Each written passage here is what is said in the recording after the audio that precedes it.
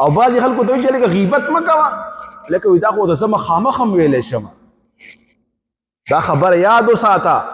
غیبت وایي دې ته چې یو مسلمان سپکه بیانې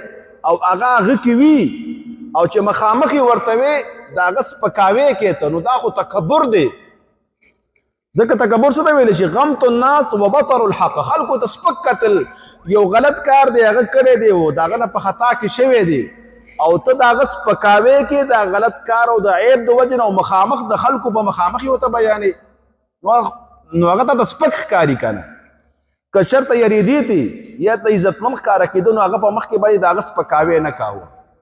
بعضې وي دا کار خو ورکې شته که نه چې دا کار ورکې وي نو بیا غیبت دی که کار ورکې نه نو بیا خو تهمت شو خو د هغې نه هم غټه ګناه ده نو غیبت کول ګناه ده مخامخ چې کې هغه نور هم ګناه ده دا بیا تکبر کې راځي او چې ورکې هغه غیبت دی چې ورکې نه هغه خو بیا تهمت دی